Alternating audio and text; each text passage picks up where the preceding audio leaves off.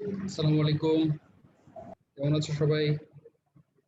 আলহামদুলিল্লাহ স্যার, আপনি কেমন আছেন? এই তো আলহামদুলিল্লাহ। তো আজকের অনলাইন ক্লাসে আমি সবাইকে স্বাগত জানাচ্ছি। আমাদের আজকের টপিক হচ্ছে partial differentiation, total differentials, the chain rules, homogeneous functions and Euler's theorem on homogeneous functions. তো আমরা যতটুকু পারি আজকে কভার করব। তো আমি পার্শিয়াল ডিফারেন্সিয়েশনের পূর্বে তোমাদের একটু রিভিউ করি অর্ডিনারি ডিফারেন্সিয়েশনটা। আমরা জানি অর্ডিনারি ডিফারেন্সিয়েশনের ক্ষেত্রে আমার দুইটা ভেরিয়েবল থাকে, y আর x, যেখানে আমরা বলি x হচ্ছে ইন্ডিপেন্ডেন্ট ভেরিয়েবল, y হচ্ছে ডিপেন্ডেন্ট ভেরিয়েবল। যেমন আমি যদি এক্সাম্পল দিই y সমান x স্কয়ার। ওকে, তো এই ক্ষেত্রে আমরা যখন ডিফারেন্সিয়েট করি আমরা dy dx এই নোটেশনটা আমরা ইউজ করি, dy dx। তো আমরা f প্রাইমও বলতে পারি আর কি এটাকে, বা এটাকে যদি আমি dy dx বের করি তাহলে আমরা যা পাবো 2x। তাহলে এটার জিওমেট্রিক্যাল মিনিং বলতে আমরা কি বুঝি? জিওমেট্রিক্যাল মিনিং বলতে আমরা বুঝি আমার যদি ফাংশনটা একটা বক্ররেখা হয়, যেমন এটাই যদি আমার একটা বক্ররেখা হয়, তখন বক্ররেখার উপরস্থ একটা বিন্দুতে আমি যদি ট্যানজেন্ট লাইন ড্র করি, এই যে আমার এটাই হচ্ছে আমার বক্ররেখাটা y সমান fx কার্ভ, এটা হচ্ছে আমার কার্ভ। তো আমি ট্যানজেন্ট লাইন ড্র করলাম, সেই ট্যানজেন্ট লাইনের স্লোপটাই হচ্ছে আসলে dy dx বা f প্রাইম x। এটা কিন্তু পয়েন্ট টু পয়েন্ট ভেরি করবে। যদি সেটা স্ট্রেট লাইন হয় তাহলে সর্বত্র dy dx এর মান সেম থাকে, আমরা জানি এটা স্লোপ, সরলরেখার স্লোপ যেহেতু সেম থাকে। বাট যেহেতু এটা কার্ভ, তাহলে এই পয়েন্টে ট্যানজেন্ট যে স্লোপ দিবে, এই পয়েন্টের ট্যানজেন্ট কিন্তু ডিফারেন্ট স্লোপ দিবে। তাহলে এই কারণে আমার স্পেসিফিক আমার বলতে হবে মানে tangent ড্রন at A point on the curve, এভাবে আমার বলতে হবে আর কি। তাহলে আমরা dy dx বলতে আমরা এটাই বুঝি যখন আমার ভেরিয়েবল থাকবে দুইটা। তো এই যে ডেরিভেটিভটা, এটাই হচ্ছে অর্ডিনারি ডেরিভেটিভ। আর এই যে ডিফারেন্সিয়েশন, এটাকে আমরা বলবো অর্ডিনারি ডিফারেন্সিয়েশন। তো এখন এক্ষেত্রে আমার যে ফর্মুলাটা তোমরা নিশ্চয়ই জানো, সেই ফর্মুলা হচ্ছে এইটাই হচ্ছে ফর্মুলা। আমি একটু স্ক্রল করি।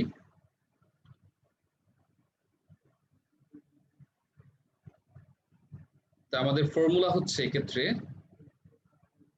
এটাই হচ্ছে আমার ফর্মুলা, f প্রাইম x বা dy dx, আমি যাই বলি না কেন, equal limit h tends to 0 f of x plus h minus f of x over h। এটাই হচ্ছে আমার ডেরিভেটিভের ফর্মুলা। এখন দেখো, আমরা যদি পার্শিয়াল ডেরিভেটিভ নিয়ে ডিসকাশন শুরু করি, তাহলে পার্শিয়াল ডিফারেন্সিয়েশনটা আসবে মূলত ইন্ডিপেন্ডেন্ট ভেরিয়েবল যখন একাধিক থাকবে তখন। যেমন আমার যে ফাংশনটা f is a function of two variables, তার মানে আমি বলতে পারি z is equal to f of x হয়, তাহলে আমার f হচ্ছে দুইটা ভেরিয়েবলের ফাংশন, যেখানে x একটা ইন্ডিপেন্ডেন্ট ভেরিয়েবল, y আরেকটা ইন্ডিপেন্ডেন্ট ভেরিয়েবল।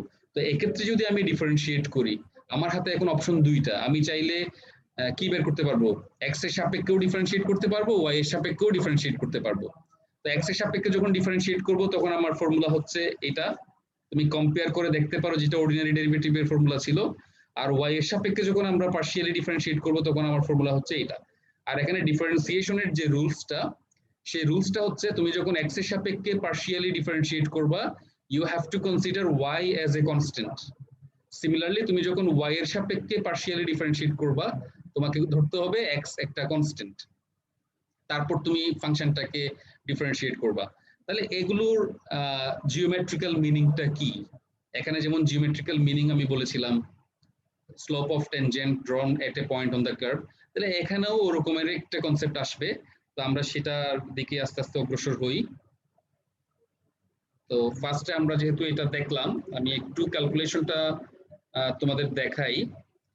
ক্যালকুলেশনের পূর্বে একটু নোটেশন গুলো তুমি একটু দেখো। এই যে আমরা আসলে ডেরিভেটিভকে বিভিন্ন ওয়েতে লিখতে পারবো। যেমন আমরা অর্ডিনারি ডেরিভেটিভকে লিখতাম f প্রাইম x, হ্যাঁ, অথবা আমরা dy dx এভাবে লিখতাম। Remember dy dx, d use করতাম আমরা, কিন্তু পার্শিয়ালের ক্ষেত্রে দেখো তুমি del del x, del del x, del. তাহলে ডেল নোটেশনটা আমরা পার্শিয়ালের ক্ষেত্রে ইউজ করব। তার মানে কেউ যদি ডেল দেখে, সে সাথে সাথেই বুঝে ফেলবে যে এখানে আসলে পার্শিয়ালি ডিফারেন্সিয়েশন করা হচ্ছে। আর ডি দেখা মাত্র মনে করতে হবে যে ওখানে একটা মাত্র ইন্ডিপেন্ডেন্ট ভেরিয়েবল ছিল এবং তার সাপেক্ষে ডিফারেন্সিয়েশনটা হচ্ছে।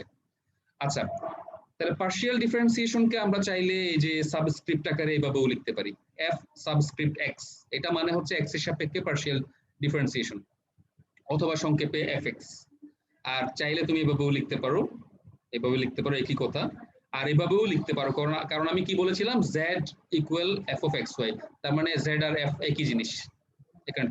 আর f1 বলতে পারো, 1টা আমরা ইউজ করব ফার্স্ট ভেরিয়েবলের জন্য x এর জন্য, আর 2 ইউজ করব আমরা সেকেন্ড ভেরিয়েবলের জন্য।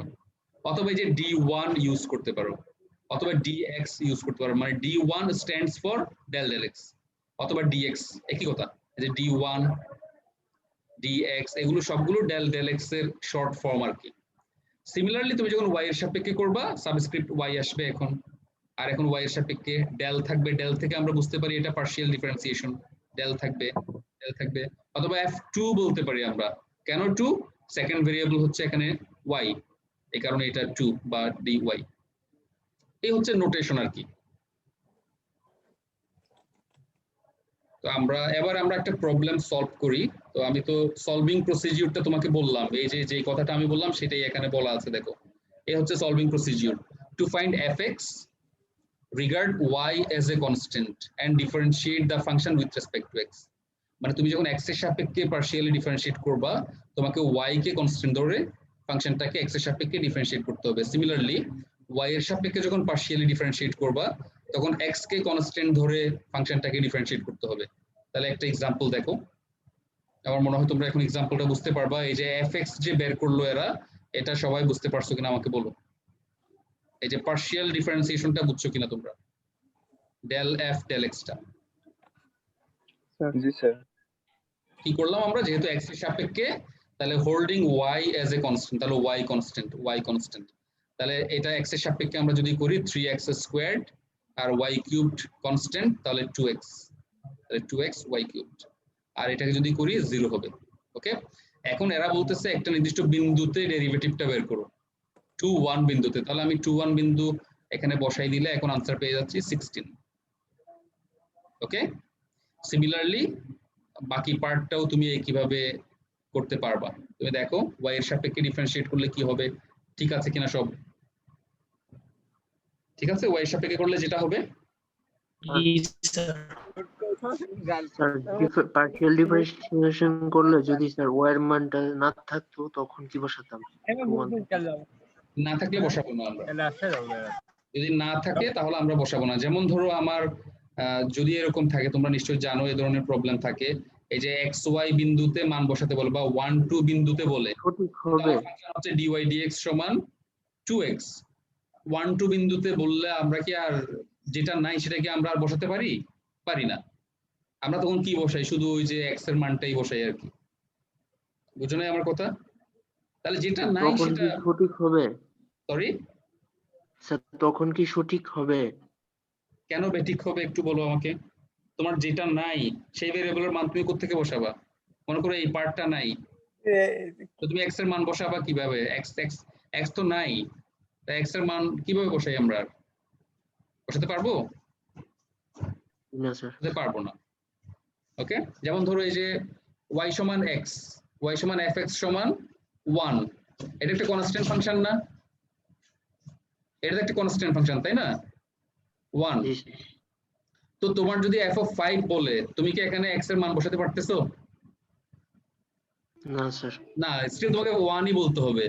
f of যদি 2 বের করতে বলে, তুমি কি এখানে x এর মান বসাতে পারবা? এই 2 কি বসাতে পারবা? পারবা না।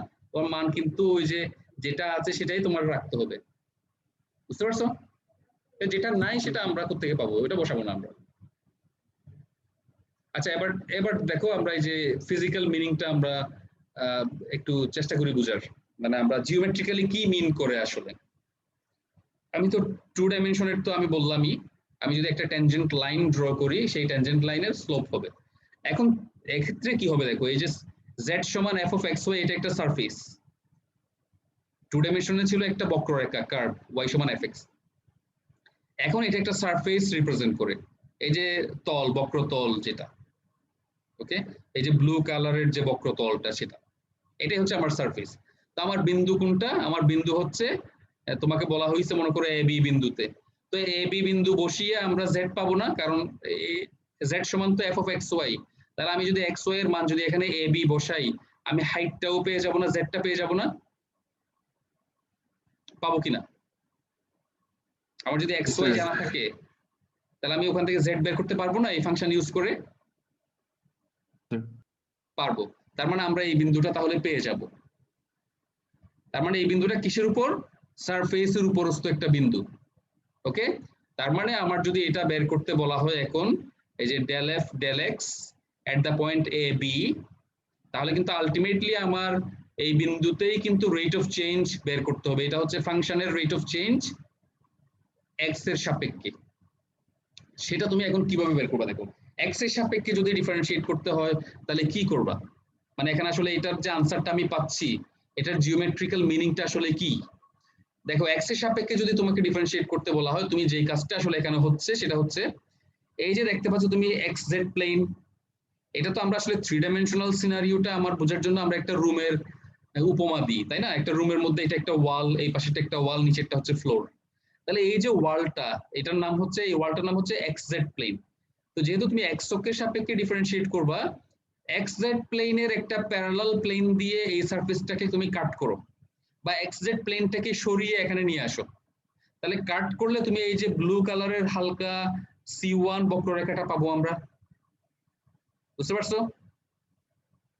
আমি যদি সারফেসটাকে এক্স জেড প্লেনের প্যারালাল প্লেন দিয়ে কাট করি, এই C1 বক্ররেখাটা পাবো না?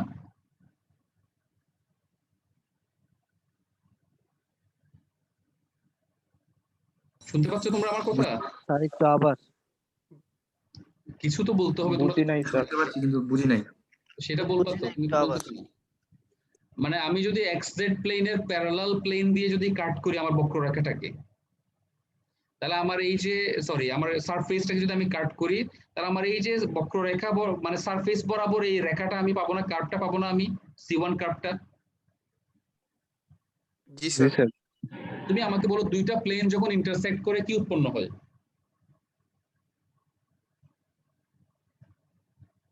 একটা প্লেন হয়েছে। দুইটা প্লেন একটা রেখা, একটা রেখা উৎপন্ন হয়, ঠিক আছে?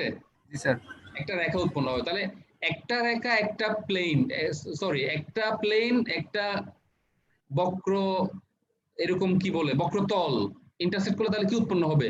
আর কি সরল রেখা পাবো আমরা, না বক্ররেখা পাবো? বক্ররেখা। বক্ররেখা পাবো। যদি একটা প্লেন হয় আর একটা যদি বক্রতল হয়, তাহলে কিন্তু আমরা ইন্টারসেকশনটা একটা বক্ররেখাই পাবো। এই যে C1 হচ্ছে সেই বক্ররেখা, কারণ আমি একটা প্লেন দিয়ে কাট করলাম আর আমার সারফেসটা তো বক্রতল। বুঝতে পারছো? তাহলে আমি C1টা পাবো।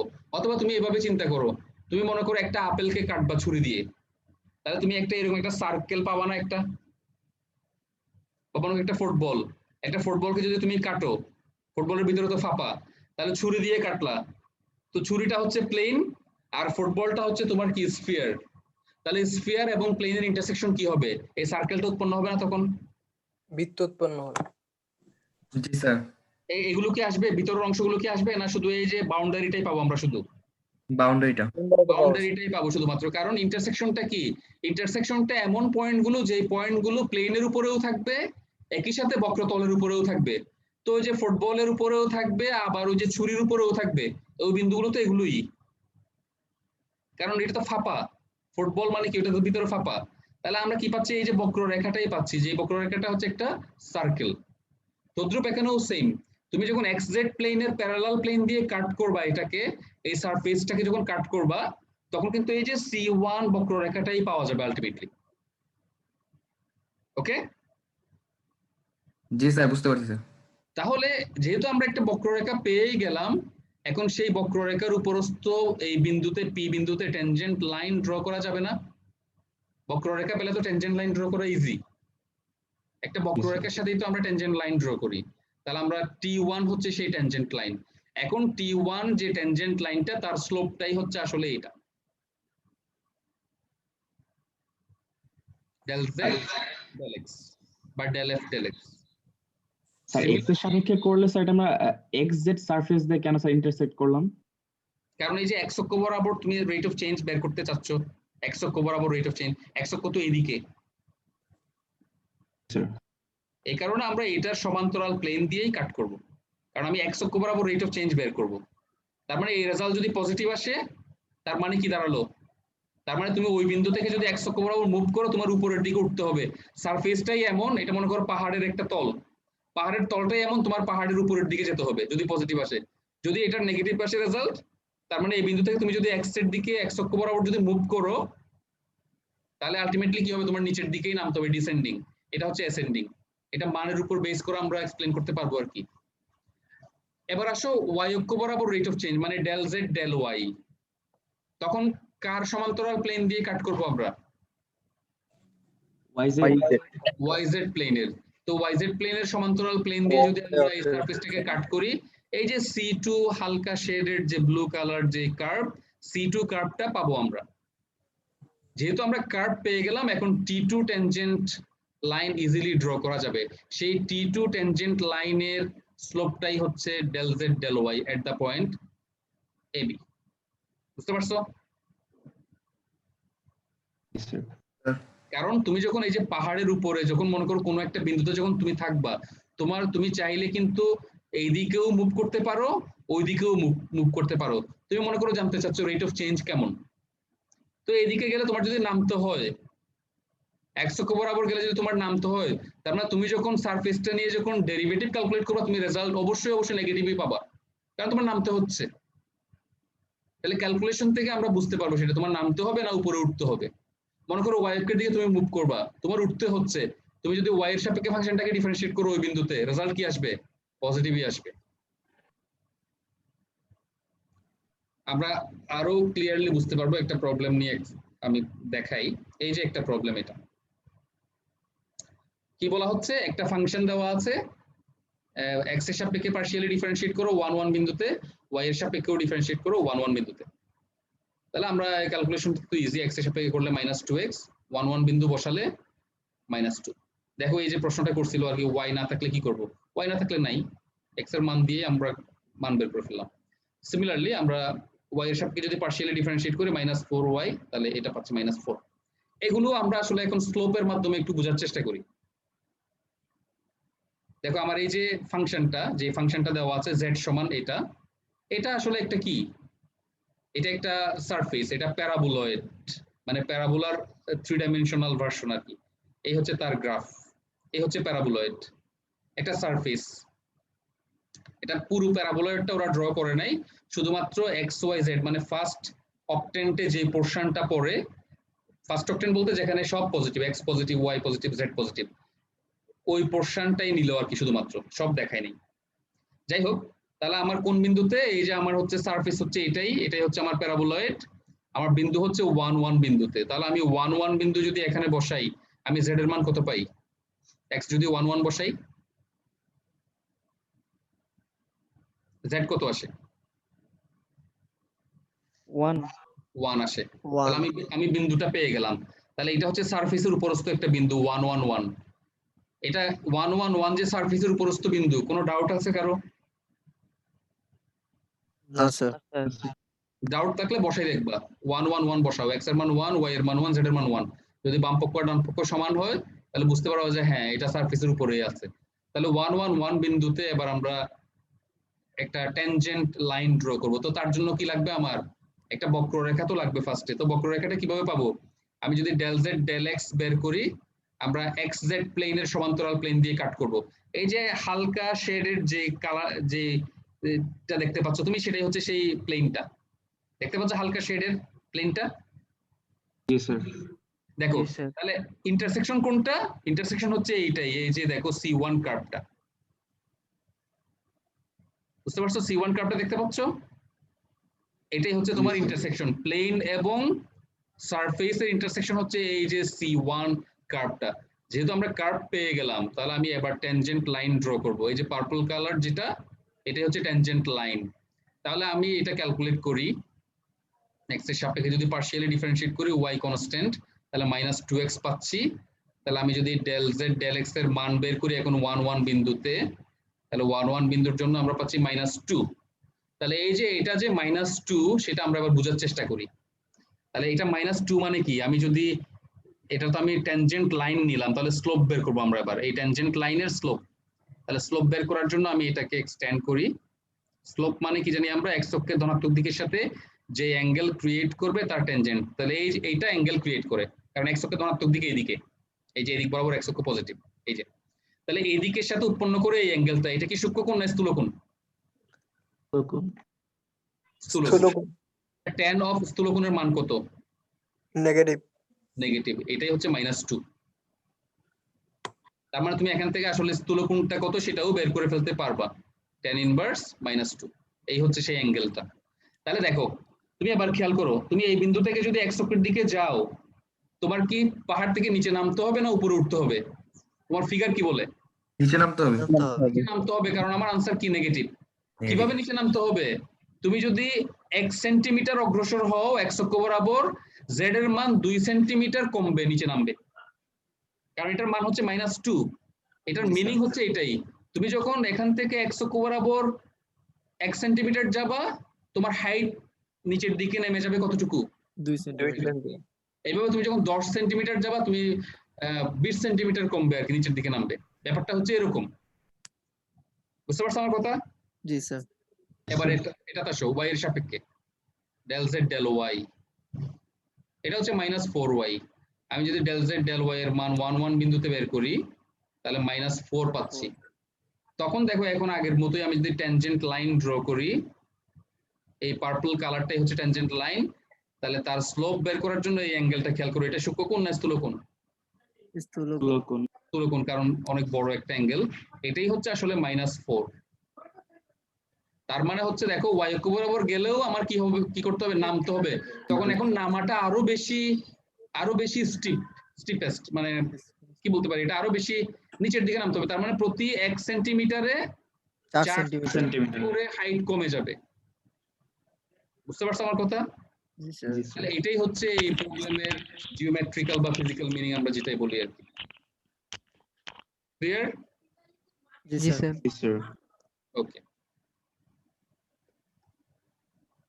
এখন দেখো হায়ার ডেরিভেটিভ, মানে আমরা একাধিকবার ডিফারেন্সিয়েট করব, কারণ আমরা জানি একটা ফাংশনকে একাধিকবার ডিফারেন্সিয়েট করা যায় যদি সেটা ডিফারেন্সিয়েবল হয় আর কি। যেমন দেখো এই যে আমরা তো fx মানে কি বুঝি, x এর সাপেক্ষে একবার ডিফারেন্সিয়েশন, এটাকে আমরা fx বলবো, সাবস্ক্রিপ্ট x। fy মানে হচ্ছে y এর সাপেক্ষে একবার ডিফারেন্সিয়েশন। তো তুমি চাইলে x এর সাপেক্ষে একবার ডিফারেন্সিয়েশন যা ছিল তাকে পুনরায় x এর সাপেক্ষে করতে পারো, তখন সেটা fxx বা f11, অথবা আগে ডেল এফ ডেল এক্স একবার ছিল x এর সাপেক্ষে, পরে তাকে আমি আবার করলাম, তাহলে আমরা চাইলে তাকে এই যে del square f by del x square লিখতে পারি। আর এফ এবং জেড তো একই কথা, এফ আর জেড সেম, সো এইভাবেও লিখতে পারি। তাহলে এই হচ্ছে নোটেশন আর কি এগুলো।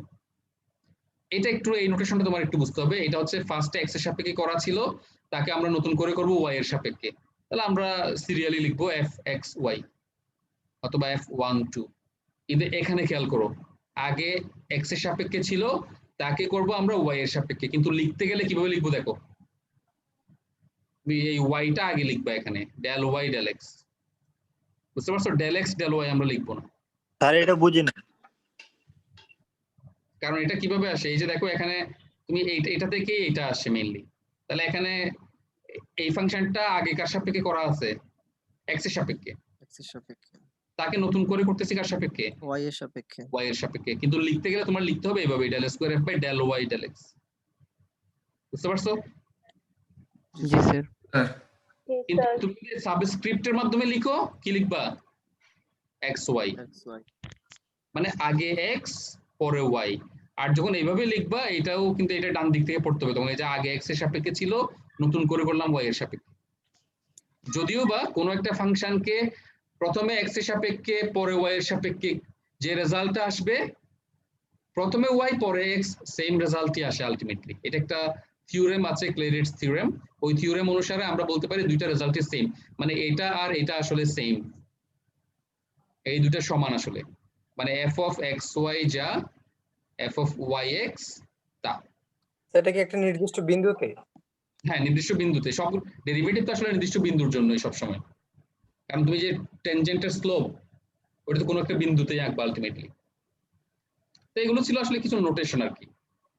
আমরা প্রবলেম সলভ করতে পারি। এই যে দেখো, এই যে একটা প্রবলেম দেওয়া আছে f is given, তাহলে আমরা সেকেন্ড ডেরিভেটিভ বের করব কিভাবে? তাহলে ফার্স্টে একবার ডিফারেন্সিয়েট করব x এর সাপেক্ষে, তাহলে এটা আসে, তাকে পুনরায় x এর সাপেক্ষে করা হচ্ছে, দেখো তাহলে এটা পাচ্ছি আমরা।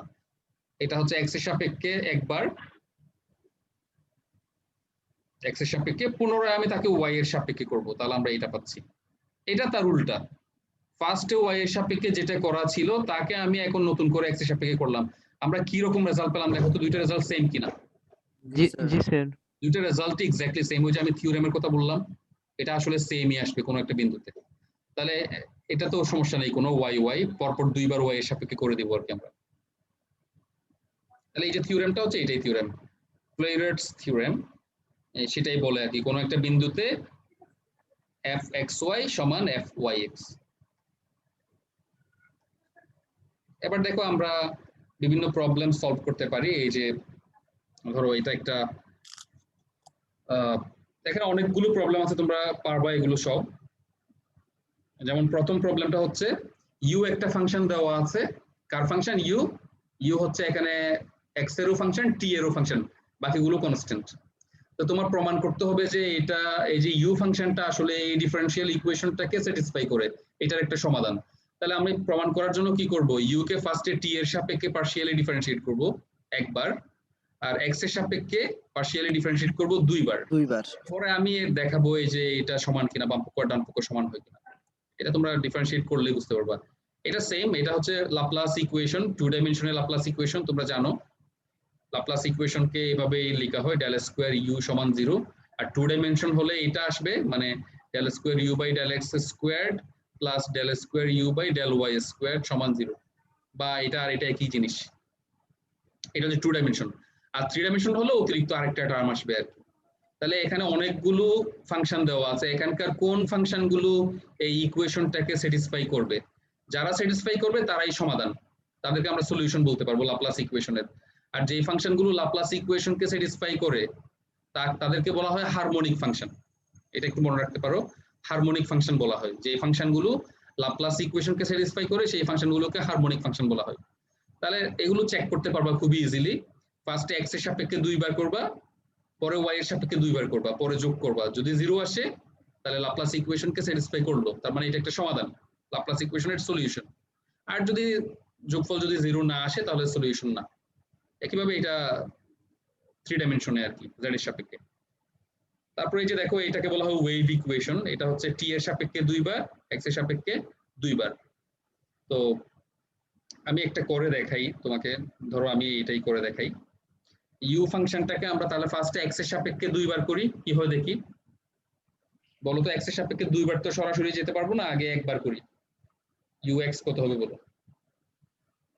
x এর সাপেক্ষে করলে কি হবে? sin kx, পরের ফাংশনটা কনস্ট্যান্ট, তাহলে আমরা sin কে যদি করি k cos kx, পরের ফাংশনটা কনস্ট্যান্ট, কারণ আমি x এর সাপেক্ষে করলে t constant. sin a k t, পুনরায় যদি x এর সাপেক্ষে করা হয় uxx, তাহলে হবে minus k squared sin kx, আর এটা sin akt। এবার t এর সাপেক্ষে দুইবার, আচ্ছা আমি এখানে দেখাই ut, তাহলে t এর সাপেক্ষে করলে sin কনস্ট্যান্ট, তাহলে sin k কনস্ট্যান্ট, ak, তাহলে এখানে আসবে ak cos akt, akt, right. আরেকবার যদি করা হয় তাহলে হবে minus a squared k squared sin kx sin এটা k cos হয়ে যাবে akt। akt। দেখো তো এখন পরেরটাকে x এর সাপেক্ষে যেটা ছিল তাকে a স্কয়ার দিয়ে গুণ করলে সেটা এখন যেটা করলাম তার সমান হয়ে যায় কিনা? এটাকে যদি আমরা a স্কয়ার দিয়ে গুণ করি, এটাকে যদি আমি a স্কয়ার দিয়ে গুণ করি, একই হয়ে যাচ্ছে না দুইটা রেজাল্ট? দেখো তো সেম না exactly? G sir. u is a solution of the wave equation, এই ওয়েভ ইকুয়েশনের একটা সলিউশন। তাহলে এইভাবে তুমি বাকি প্রবলেমগুলো করতে পারবে।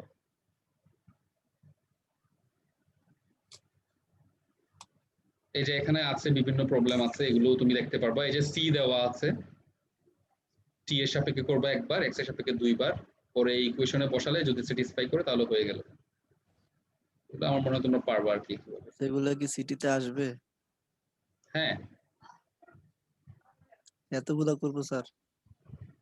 শুধু এগুলোই কেন, তোমার আরো করতে হতে পারে, এটা তো নিয়ম বুঝার জন্য। তুমি কি কমন পাওয়ার আশা করো এই যে আমি একটা করলাম সেটাই পরীক্ষায় আসবে, এই চিন্তা করে তো ক্লাস করলে হবে না। তোমার না না স্যার। ক্লাস করার উদ্দেশ্য থাকতে হবে আমি কনসেপ্টটা ক্লিয়ার করব, ওই নিয়ম থেকে যে প্রবলেমই দেখ না কেন আমি পারবো। হ্যাঁ, তাহলে এই ইনশাআল্লাহ স্যার। কনসেপ্টটাই তোমার মাথায় রাখতে হবে। তুমি যদি চিন্তা করো আমি 1000টা ম্যাথ প্র্যাকটিস করবো, ওখান থেকেই কোনো না কোনো একটা তো পরীক্ষায় আসবে, তাহলে তো হবে না, এটা রং কনসেপ্ট। এটা তুমি চিন্তা করবে যে আমি কনসেপ্টটা ক্লিয়ার হবে, আমি একটা প্রশ্ন আমার প্র্যাকটিস করার দরকার নেই। হ্যাঁ, আমি জিনিসটা বুঝতে পারলেই হলো, আমি পারবো। তো এইভাবেই চিন্তা করবা। আচ্ছা, এরপরে দেখো ডিফারেনশিয়াল। তাহলে ডিফারেনশিয়ালের কনসেপ্টটা একটু দেখো। তাহলে ফার্স্টে একটা আমি 2 ডাইমেনশনে দেখাই, পরে 3 ডাইমেনশনেরটা সিমিলারলি আমরা বলতে পারবো আর কি। তাহলে 2 ডাইমেনশনে দেখো y সমান fx, এই যে ব্লু কালারের এটা একটা কার্ভ, এটা হচ্ছে y সমান fx কার্ভ। আমি এখানে একটা বিন্দু নিচ্ছি, এই হচ্ছে বিন্দু, এটা যেহেতু a দূরত্বে আছে তাহলে এই বিন্দুর আমরা বলতে পারি এই বিন্দুর স্থানাঙ্ক হচ্ছে a f of a। আর একটু সামান্য দূরে আরেকটা বিন্দু আমরা কনসিডার করি, আচ্ছা এটা হচ্ছে p বিন্দু, এটা হচ্ছে সামান্য দূরে একটা q বিন্দু, এটা হচ্ছে a প্লাস ডেল x দূরত্বে, তাহলে এটার স্থানাঙ্ক হবে a plus del x, f of a plus del x। তো এখন দেখো ডেল এক্স আর ডেল এক্স কে ডিএক্স ধরা হচ্ছে, ডেল এক্স আর ডিএক্স একই, তাহলে এই যে দূরত্বটা আমরা বলতে পারি এইটাই হচ্ছে আসলে কি ডিএক্স বা ডেল এক্স, কারণ এটা এ ছিল, এটা এ প্লাস ডেল এক্স ছিল, তাহলে বিয়োগ করলেই তুমি কিন্তু পেয়ে যাবে, এটাই হচ্ছে সেই দূরত্বটা। আর ডেল ওয়াই কি, তুমি ডেল ওয়াই বের করতে পারবা, এখানে ওয়াই এর মান আর এখানে ওয়াই এর মান দুইটা বিয়োগ করলেই পেয়ে যাবা, তাই না? বা এখানে ফাংশনাল ভ্যালু মাইনাস এখানে ফাংশনাল ভ্যালু, তার মানে আমরা বলতে পারি del y is equal to f of a plus del x minus f of x, sorry f of a, ঠিক আছে? এটাই হচ্ছে আমার del y। তাহলে দেখো এখানে এই যে dy টা কি, দেখো এখন তুমি যদি এই যে p বিন্দুতে যদি একটা ট্যানজেন্ট লাইন ড্র করো, এই হচ্ছে ট্যানজেন্ট লাইন p বিন্দুতে, এই যে পার্পল কালার যেটা, তাহলে ট্যানজেন্ট লাইন যদি ড্র করি আমরা এখানে একটা সমকোণী ত্রিভুজ পাচ্ছি না, ছোট্ট একটা সমকোণী ত্রিভুজ। জি স্যার। এই সমকোণী ত্রিভুজ পাচ্ছি, তাহলে এই ত্রিভুজে দেখো এটা হচ্ছে ভূমি হচ্ছে আমার dx আর উচ্চতা হচ্ছে dy, আমরা এই যে উচ্চতাটাকে আমরা dy ধরলাম, তাহলে এখান থেকে আমরা কি লিখতে পারি বলতো? আমরা লিখতে পারি না dy সমান এই অ্যাঙ্গেলটা যদি থিটা হয় তাহলে tan থিটা হবে না?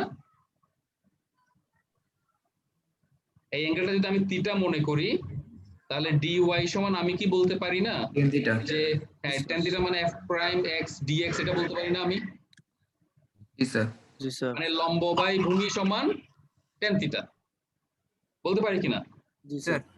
তাহলে আমরা এই যে dy টা পেয়ে গেলাম এখান থেকে।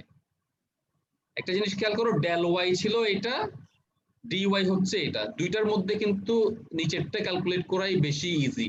এই কারণে যখন আমাদের অ্যাপ্রক্সিমেশনের দরকার হবে, আসলে এটাই হচ্ছে অ্যাপ্রক্সিমেশন, কারণ এই যে বক্ররেখার অ্যাপ্রক্সিমেশন হচ্ছে লাইন, সেটা তোমরা নিশ্চয়ই বুঝতে পারছো, আমরা লপিটালস রুল থেকে ব্যাপারটা এক্সপ্লেন করেছিলাম।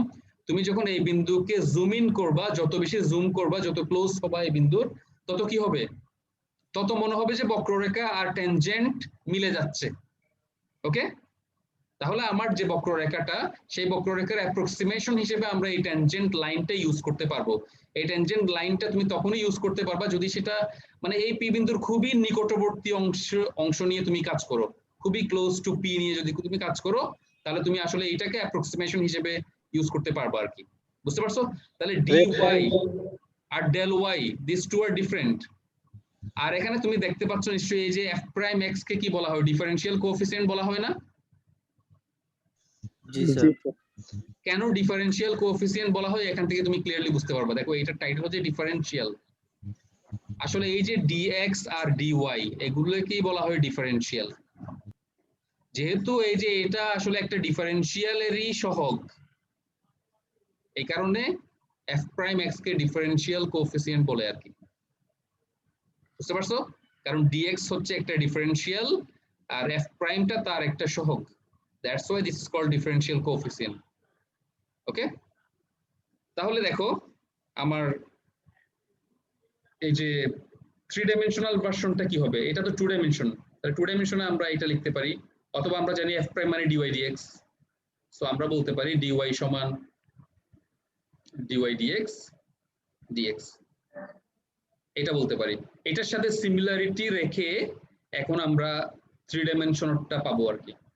এই যে দেখো dz সমান del z del x dx plus del z del y dy। দেখো থ্রি ডাইমেনশনের ফিগারটা কি হবে, দেখো তুমি ফিগারটা তুমি দেখলে বুঝতে পারবা। এখন টু ডাইমেনশনে ছিল একটা বক্ররেখা, বক্ররেখার উপরস্থ একটা বিন্দুতে আমরা ট্যানজেন্ট লাইন ড্র করলাম। তো থ্রি ডাইমেনশনে বক্ররেখার পরিবর্তে হচ্ছে একটা সারফেস, এই হচ্ছে ব্লু কালারটা হচ্ছে আমার সারফেস, আর সারফেসের উপরস্থ এই যে পি বিন্দু, যদি আমি এটাকে যদি পি বিন্দু বলি, পি বিন্দুতে আমরা একটা অরেঞ্জ কালারের আমি কি আঁকলাম, একটা ট্যানজেন্ট প্লেন ড্র করলাম। আগে ছিল বক্ররেখা, এই কারণে ট্যানজেন্ট লাইন, এখন হচ্ছে সারফেস, এই কারণে ট্যানজেন্ট প্লেন। আর ট্যানজেন্ট প্লেন থেকে যে z অক্ষ বরাবর দূরত্ব সেটা হচ্ছে dz, আর সারফেস থেকে যে দূরত্ব সেটা হচ্ছে del z। বুঝতে পারছো? তাহলে এখানে এই যে ট্যানজেন্ট প্লেনের ইকুয়েশনটা খেয়াল করো, তাহলে আমরা ট্যানজেন্ট প্লেনটাকে সারফেসের অ্যাপ্রক্সিমেশন হিসেবে ইউজ করতে পারবো যখন বিহেভিয়ারটা আমরা অ্যানালাইসিস করব very very close two P, এই বিন্দুর আশেপাশে যখন আমরা অ্যানালাইসিস করব তখন দেখা যাবে যে ব্লু কালার এবং অরেঞ্জ কালার দুইটা একদম মিশে একাকার হয়ে যাবে, তখন আমরা অ্যাপ্রক্সিমেশন হিসেবে সেটাই ইউজ করতে পারবো। ওকে, তা আমরা একটা প্রবলেম দেখাই, তাহলে তুমি ব্যাপারটা বুঝতে পারবে ক্লিয়ারলি। এই যে প্রবলেমটা তুমি খেয়াল করো, এখানে কি দেওয়া আছে, আমার একটা ফাংশন দেওয়া আছে, z হচ্ছে একটা ফাংশন, আমার ডিফারেনশিয়াল dz বের করতে হবে, dz ডিফারেনশিয়ালটা আমরা বের করব। তো আমরা ডিফারেনশিয়ালের এই যে ফর্মুলা আমি একটু আগে দেখিয়েছিলাম, তাহলে এখানে del z del x লাগবে, তাহলে del z del x এর মান পার্শিয়াল ডিফারেনশিয়েট করে তুমি এখান থেকে পেয়ে যাবে del z del x, x এর সাপেক্ষে পার্শিয়ালি ডিফারেনশিয়েট করলে হবে 2x + 3y, লিখে দিলাম dx। তারপর হচ্ছে y এর সাপেক্ষে পার্শিয়ালি ডিফারেনশিয়েট করলে হবে 3x - 2y, তাহলে আমরা মান বসালাম, তাহলে আমরা dz এর মান পেয়ে গেলাম, এটাই হচ্ছে আমার dz। এটা হচ্ছে ফার্স্ট পার্ট। সেকেন্ড পার্টে আসো, if x changes from 2 to 2.05, তাহলে চেঞ্জটা কতটুকু? 0.05। রাইট, চেঞ্জ হচ্ছে 0.05, এটাই হচ্ছে dx এর মান। y এর চেঞ্জ কতটুকু? y changes from 3 to this, তাহলে y এর চেঞ্জ minus 0.404। হ্যাঁ 0.4। তাহলে আমরা এই যে এটা পাচ্ছি। ওকে, এটা আসলে হ্যাঁ ঠিক আছে, থ্রি ডাইমেনশনে এটা সমান, দুইটা সমান। থ্রি ডাইমেনশনে dx আর del x সমান dy আর del y সমান, আর টু ডাইমেনশনের ক্ষেত্রে কি সমান? শুধুমাত্র del x সমান। আমি একটু তোমাকে দেখাই, তুমি ফিগারটা আবার একটু খেয়াল করো। দেখো থ্রি ডাইমেনশনে সরি টু ডাইমেনশনে দেখো এই যে dx আর del x একই, dx সমান del x, কিন্তু এটা কিন্তু ভিন্ন, dy আর del y নট ইকুয়াল। এবার থ্রি ডাইমেনশন খেয়াল করো, del x আর dx একই, del y আর del y dy একই, বাট dz আর del z কিন্তু ডিফারেন্ট। বুঝতে পারছো? জি স্যার। আচ্ছা, তাহলে এখানে তাহলে আমরা কি পাচ্ছি? আমরা চেঞ্জ গুলো পাচ্ছি, এই যে এই হচ্ছে আমার চেঞ্জ। চেঞ্জ কিভাবে বের করবা? পরেরটা থেকে আগেরটা বিয়োগ করে সব সময়, তাহলে ভুল করবা কিন্তু। তাহলে পরেরটা থেকে আগেরটা বিয়োগ করলে আমরা del x পাচ্ছি, সিমিলারলি আমরা এটা পাচ্ছি del y পাচ্ছি। এই যে পরেরটা থেকে আগেরটা বিয়োগ করলে মাইনাস আসবে, তাহলে উপরের ফর্মুলায় মান বসাই দিলে আমরা dz পেয়ে গেলাম, dz আসে আমার 0.65। এবার দেখো আমরা del z বের করবো, তো del z এর ফর্মুলা আমি কি লিখেছিলাম? del z এর ফর্মুলা লিখেছিলাম আমরা, del z আসে, del z হচ্ছে f of x plus del x, y plus del y minus f of xy, এই ফর্মুলা থেকেই del z আসে। তাহলে এই জন্য এইটা মাইনাস এটা, তাহলে ক্যালকুলেট করো, তুমি আনসার পেয়ে গেলা। কিন্তু দেখো এই যে প্রথমটা ক্যালকুলেট করা বেশি ইজি আমাদের, এই কারণে আমরা যদি আমাদের অ্যাপ্রক্সিমেট রেজাল্টের দরকার হয় আমরা এটাই ইউজ করবো আর কি। এই যে notice that this two are very close, কারণ এটা হচ্ছে 0.65 আর এখন পেলাম আমরা 0.6449, almost same, but dz is easier to compute, এই কারণে আমরা এটাই বেশি ইউজ করবো আর কি। যদি আমাদের এক্সাক্ট রেজাল্টের দরকার না হয়, আমার রাফলি যদি চলে, আমার অ্যাপ্রক্সিমেশন দিয়ে যদি কাজ চলে, আমরা ডেল জেড ক্যালকুলেট না করে ডিজেড দিয়ে কাজ চালাবো। একটা রিয়েল এক্সাম্পল দেখো, রিয়েল ওয়ার্ল্ড প্রবলেম। এই যে দেখো এই প্রবলেমটা খেয়াল করো, এখানে কি বলা হচ্ছে, the base radius and height of a right circular cone. আচ্ছা আমি একটা রাইট সার্কুলার কোন ড্র করি।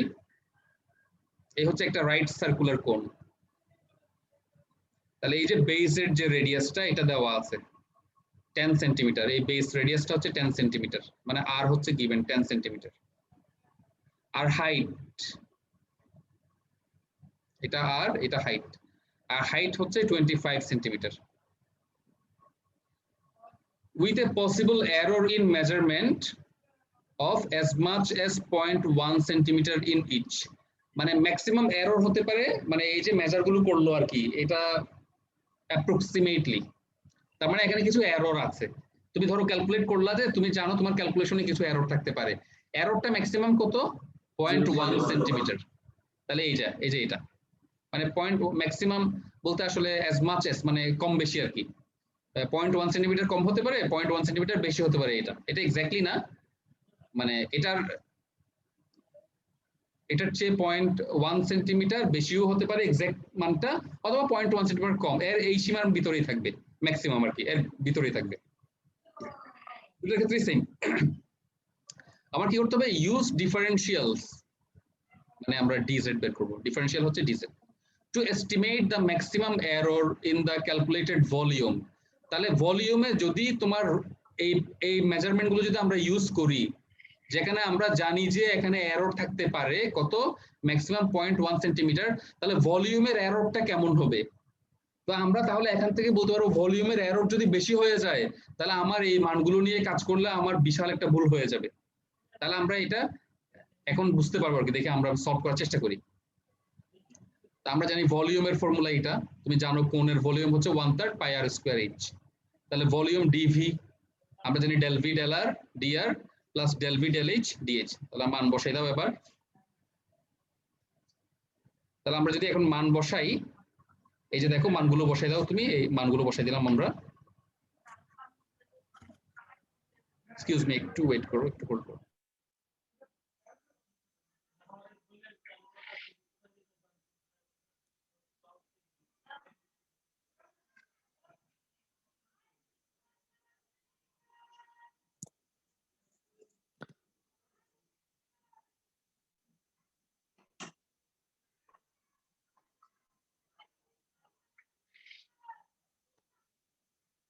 ওকে সরি, যেটা বলতে চাচ্ছিলাম, তাহলে আমরা এই যে এই ডেরিভেটিভ গুলো তো নিশ্চয়ই তোমরা ক্যালকুলেট করতে পারবে তাই না? জি স্যার। এরপরে দেখো আমরা মানগুলো বসাই দিব, আমরা মান বসিয়ে তাহলে আমরা ভলিউমের এররটা আমরা কি পাচ্ছি দেখো, অ্যাপ্রক্সিমেটলি 63 cm কিউব। তাহলে বিশাল একটা এরর পেয়ে যাচ্ছি আমরা। যদিও বা তোমার মনে হতে পারে কি না এগুলো তো সামান্য এরর, 0.1 সেন্টিমিটার মাত্র এরর গুলো, কিন্তু তুমি যখন এই রেজাল্ট গুলো ইউজ করে যখন তুমি ভলিউম বের করতে যাবা, ভলিউমের মধ্যে কিন্তু একটা বিশাল এরর চলে আসবে। তাহলে এখান থেকে আমাদের মানে ভলিউমের এরর দেখে আমরা ডিসাইড করবো যে না, আমার ওই রিডিং গুলো নেওয়া উচিত হবে না, এই রিডিং গুলো নিয়ে কাজ করলে আমরা বিশাল একটা এরর পাচ্ছি। বুঝতে পারছো আমার কথা? কারণ তুমি চিন্তা করে দেখো না, এইভাবে মনে করো এইটা তোমার মেজারমেন্ট বক্স, এটা দিয়ে মনে করো তুমি কি মাপবা।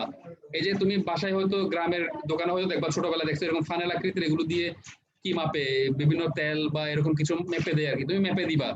তোমার মেজারমেন্টে যদি ভুল করো, তোমার এরর আসতেছে এতটুকু, তার মানে তোমার পরিমাণ কিন্তু কম বেশি হয়ে যাচ্ছে হিউজ ভলিউমের মধ্যে। এখান থেকে আমরা সেই আইডিয়াটা পাচ্ছি আর কি। তাহলে এইভাবে আরো কিছু প্রবলেম এখানে আছে, এগুলো আরেকটা প্রবলেম। এভাবে এররটা দেখো এখানে কত বিশাল এরর ভলিউমের মধ্যে, অথচ দেখো তুমি এখানে সামান্য একটা এরর ছিল যে 75 সেন্টিমিটার, 60 সেন্টিমিটার, 40 সেন্টিমিটার। এই যে আমি রিডিং গুলো নিলাম, আমার এখানে এরর হচ্ছে 0.1 সেন্টিমিটার, কিন্তু তারপরেও ভলিউমে গিয়ে দেখো বিশাল একটা এরর চলে আসে। তো এখানে বেশ কিছু প্রবলেম আছে, এগুলো তোমরা দেখবা। আর আমরা একটা তোমাদের তো বোধহয় যেহেতু আমরা কি নিব, তোমাদের যেহেতু একটা ক্লাস টেস্ট নিব আমি পরে, তাহলে ক্লাস টেস্টে তো তোমরা অ্যাসাইনমেন্টের মাধ্যমে তোমরা সাবমিট করবা। তো তোমরা অ্যাসাইনমেন্ট সাবমিশন যে প্রসিডিউরটা, সেটার সাথে পরিচিত হওয়ার জন্য আমি আজকে একটা অ্যাসাইনমেন্ট ক্রিয়েট করব গুগল ক্লাসরুমে। এই যে 31 প্রবলেমটাই আমি দিব তোমাদের, 31 প্রবলেমটাই আমি দিব, তোমরা করে রাখতে পারো। আমি যেই পোস্ট করবো অ্যাসাইনমেন্টটা তখন তোমরা সেখানে সাবমিট করবা। তো সাবমিশন প্রসিডিউরের সাথে তোমরা যেহেতু পরিচিত না, আমি দেখছি তোমরা হিউমের অ্যাসাইনমেন্ট পোস্ট করছো আমার গ্রুপে এসে, তার মানে তোমরা আরো কোথায় স্ট্রিমে এক একটা কোর্সেরটা আর একটা কোর্সে এসে পোস্ট করতে, তাও স্ট্রিমে কেউ ভুলেও কোনো অ্যাসাইনমেন্ট পোস্ট করবা না, কারণ তুমি স্ট্রিমে পোস্ট করা মানে সেটা সবার জন্য ভিজিবল হয়ে যাবে, সেটা সবাই দেখতে পাবে। এটা তো আর হলো না, তোমার অ্যাসাইনমেন্টে শুধু টিচার দেখবে, এই কারণে একটা নিয়ম আছে এটার। তো আমি এই জন্য আজকে একটা ট্রায়াল হিসেবে আজকে একটা অ্যাসাইনমেন্ট ক্রিয়েট করবো, এই প্রবলেমটাই দিব আমি, একটা পেজ হবে হয়তো। তোমরা এটাকে ক্যাম স্ক্যানার দিয়ে স্ক্যান করবা, পিডিএফ বানাবা একটা। তো পিডিএফ ফাইলটা তোমার রিনেম করবা কিভাবে, তোমার আইডি এবং নাম দিয়ে, ফার্স্টে আইডি পরে নাম, ওভাবে রিনেম করে তারপর ওখানে আপলোড করে দিবা আর কি। তো আপলোড প্রসিডিউরের সাথে তোমরা যদি পরিচিত না হও, তোমরা তোমাদের ফ্রেন্ড যারা পারবে আর কি তাদের হেল্প নিতে পারবা, অথবা ম্যাটেরিয়াল সায়েন্স ডিপার্টমেন্টে তোমাদের যদি কেউ থাকে 19 ব্যাচের পরিচিত ফ্রেন্ড থাকে, তোমরা তো আসলে একই ব্যাচেরই সবাই 19 ব্যাচ, ম্যাটেরিয়াল সায়েন্সের ওরা কিন্তু সাবমিট করছে, তাদের কয়েকজনের প্রবলেম ছিল, সেগুলো আমরা যারা পারছে তাদের মাধ্যমে সলভ করে ফেলছি। তো তোমার সাবমিশনে যদি কোনো প্রবলেম থাকে আর কি, তুমি আমার মনে হয় এটা তোমরা ডিসকাস করে সর্ট আউট করতে পারবা আর কি। তো আমরা তাহলে আজকের ক্লাসটা এখানেই শেষ করে দিচ্ছি। আর আমি যে অ্যাসাইনমেন্টটা পোস্ট করব সেটা সবার জন্য, গ্রুপ এ বি সবার জন্যই। আমি স্যার আমাদেরও অ্যাকসেপ্ট করেন স্যার, আমরা মানে ব্যাকলগের ক্লাস যারা করতেছি ক্লাসরুমে আর কি। হ্যাঁ, তোমাদের আমি করি নাই, রিকোয়েস্ট জি পাঠাই নাই। স্যার, হ্যাঁ পাঠাইছেন স্যার, ওই জায়গায় কি আমরা সাবমিট করবো তাইলে? হ্যাঁ ওখানেই তোমরা গুগল ক্লাসরুমে সাবমিট করবে। আচ্ছা স্যার, থ্যাংক ইউ।